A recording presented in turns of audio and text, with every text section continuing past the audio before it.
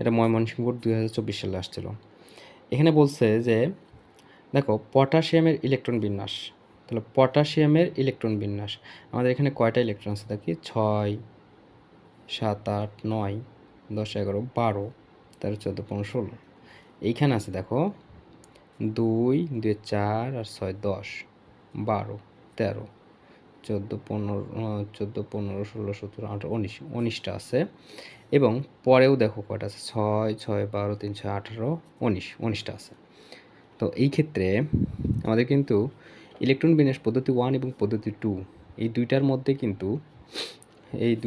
কিন্তু পদ্ধতি 2টাই সঠিক। এখন আমাদের এখানে যেটা বলছে যে এটা কাটা হবে, বলছে উদ্দীপকের মৌলটির যোজ্যতা ইলেকট্রনের কৌণিক ভরবেগ নির্ণয় করতে। তাহলে আমাদের বের করতে হবে কৌণিক ভরবেগ। দেখো উদ্দীপকের মৌলটি, তাহলে উদ্দীপকের মৌলটি প্রথমে আগে তোমাকে যেটা করতে হবে যে এইখানেও দেখো 19টাই পারমাণবিক সংখ্যা আছে, এখানেও কিন্তু 19টাই পারমাণবিক সংখ্যা আছে, মানে ইলেকট্রন সংখ্যা আছে।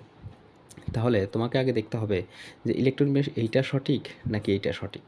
তুমি যদি ইলেকট্রন বিন্যাস সঠিকটা নাই নির্ণয় করতে পারো তাহলে কিন্তু তুমি বুঝতে পারবে না যে যোজ্যতা ইলেকট্রনের যে কক্ষপথ নাম্বার সেটা কত।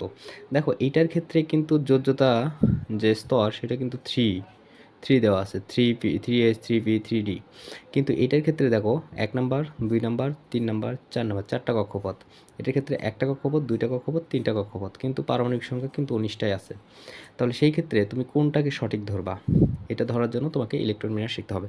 তো পটাশিয়ামের ইলেকট্রন বিন্যাসটা আগে দেখি যে পটাশিয়ামের ইলেকট্রন বিন্যাস কী হয়, 19।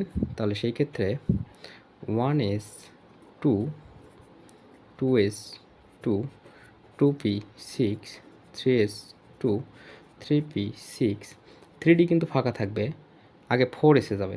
তাহলে 4 এসে কয়টা দেবা দেখো তো, 6 6 12 3 6 18 আর কে 19। দেখো পটাশিয়ামের ইলেকট্রন বিন্যাস কিন্তু এইটা, অর্থাৎ 1 নম্বর কক্ষপথ 2 নম্বর কক্ষপথ 3 নম্বর কক্ষপথ 4 নম্বর কক্ষপথ। তাহলে এই ক্ষেত্রে দেখো তো যোজ্যতা স্তরটা কোনটা হচ্ছে, 4 নম্বর স্তর। তার মানে যোজ্যতা ইলেকট্রনটা বলতে বোঝাচ্ছে আমাদের এইটা। তাহলে এইটার ক্ষেত্রে আমাদের বের করতে বলছে যে উদ্দীপকের মৌলটির যোজ্যতা ইলেকট্রনটির কৌণিক ভরবেগ নির্ণয় করে। তাহলে এই দুইটার মধ্যে পদ্ধতি 2টাই কিন্তু সঠিক। তাহলে সেই ক্ষেত্রে আমাদের যোজ্যতা ইলেকট্রনের যেহেতু কৌণিক ভরবেগ বের করতে বলছে, তাহলে এখানে n এর মানটা কত দেখো, n = 4 এবং h হচ্ছে প্লাঙ্কের ধ্রুবক 6.626 × 10⁻34 জুল সেকেন্ড। এটা কিন্তু আমরা জানি।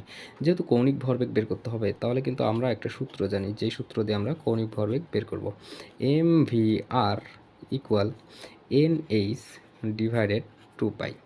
তাহলে দেখো এই ক্ষেত্রে আমাদের n এবং h এর মান লাগবে, আর সেই জন্যই কিন্তু আমরা আগে n এর মান বের করে নিলাম।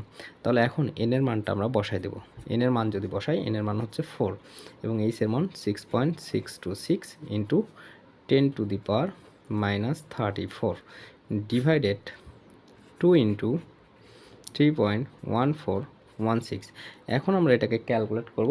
ক্যালকুলেট করলে যেটা রেজাল্ট আসবে এটাই কিন্তু আসবে। তাহলে আমরা একটু ক্যালকুলেট করি, দেখি কত আসে। তাহলে ব্র্যাকেট দেব 4 × 6.626 exp - 34 ডিভাইডেড 2 × 3.1416। তাহলে ইকুয়াল আসে 4.22 × 10⁻34। তাহলে আমাদের রেজাল্ট আসে 4.22 গুণন 10⁻34 জুল সেকেন্ড। তো এখন দেখো এইখানে এককটা আমরা কেমনে করলাম, তুমি জুল সেকেন্ডও দিতে পারো, অথবা এই যে দেখো কৌণিক ভরবেগ মানে mvr, তাহলে m এর একক হচ্ছে কেজি, বেগের একক মিটার/সেকেন্ড, এবং এটা হচ্ছে ব্যাসার্ধের একক মিটার। তাহলে এই দুইটা মিলে আসে আমাদের কেজি মিটার/সেকেন্ড। তুমি চাইলে কিন্তু এই এককও বসাতে পারো, তাহলে জুল সেকেন্ডের পরিবর্তে তুমি বসাতে পারো কেজি মিটার/সেকেন্ড। ওকে, আশা করছি বুঝতে পারছো। ধন্যবাদ।